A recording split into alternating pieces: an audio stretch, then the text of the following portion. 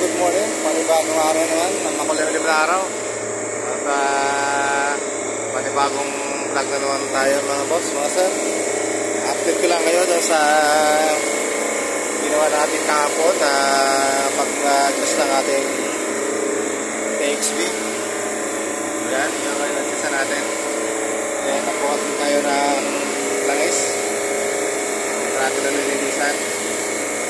At ito na ngayon yung ano. Ayan, medyo ayos na yung ating side glass.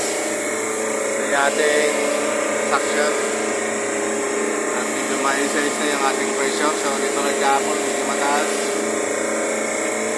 At pinacheck natin din kahapon kagabi yung ating sa ating mga kasama yung ating ano, ating mga relay. So baka may nagmamalfunction.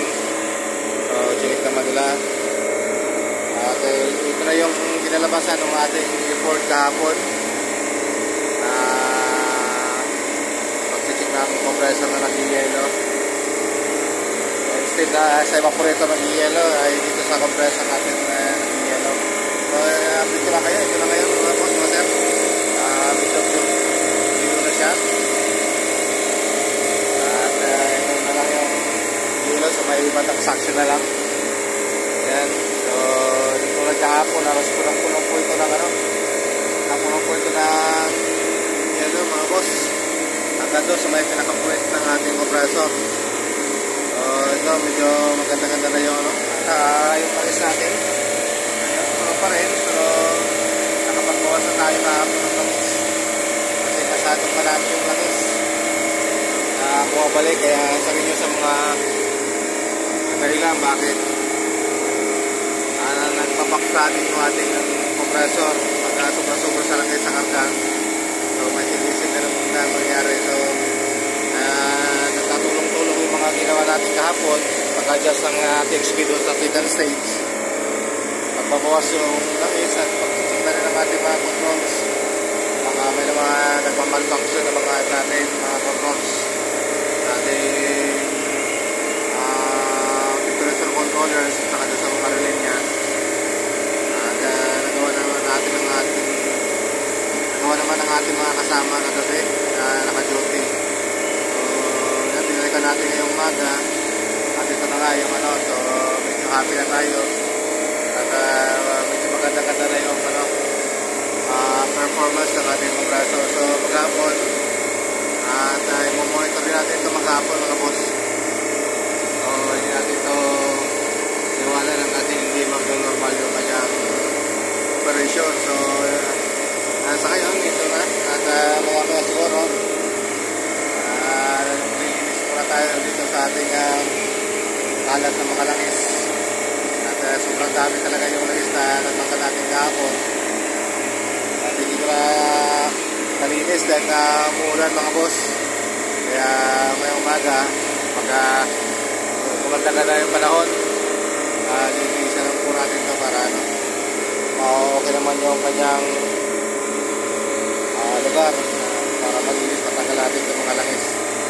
So far in-update ko lang kayo kung ano yung pinalabas natin sa mga adjustment. Pero yung sa unang oras ng pag-adjust natin, siyempre nandiyan pa yung refrigerant sa loob ng compressor. So nag-yelo pa rin yan, pero tuloy-tuloy na pag-andar nawala na yung yelo.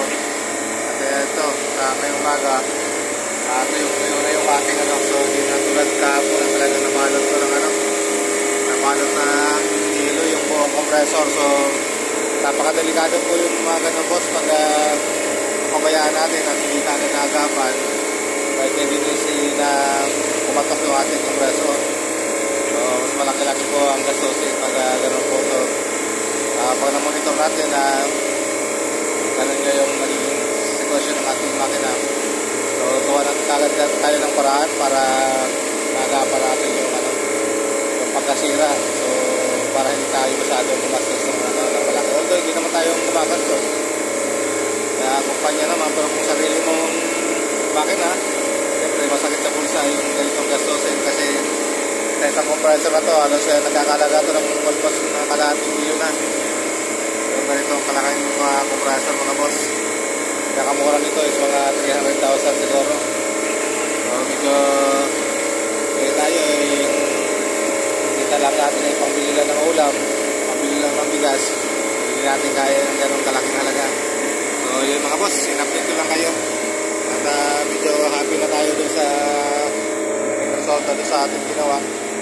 So yung ating takes dito sa second stage ay okay naman na. So mamaya update ko ulit tayo kung ano yung resulta. So dito po muna at maraming salamat mga boss, mga sir. Paki-like naman po, paki-subscribe at paki-puso naman kung ano, kung okay lang sa inyo itong mga ginagawa natin pag-content. Kasi yung mga araw-araw natin ay encounter dito sa ano, mga trouble. So minsan kasi iba nagko-comment, paulit-ulit na lang daw yung ano. So minsan kasi paulit-ulit, halos para parehas ko yung problema. Although yung cause ng problema ay magkakaiba, pero halos para pareho po yung, ano, yung problema, pero magkakaiba yung causes, yung dahilan o sanhi ng problema. So kasi nga sa dami ng mga makina namin dito, halos 50 unit po itong ganitong namin unit. So halos dito lang sa area na to, halos 8 na to, 2 bus pa mga boss. Hindi pa kasama yung mga nandun sa taas. At kung bibilangin mo lahat, halos mga 50 itong mga lumang unit na to. Hindi pa kasama yung mga bagong kapit ng mga unit. So all in all, mga 70 units lahat to mga boss. So hanggang dito po muna mga boss. At maraming salamat.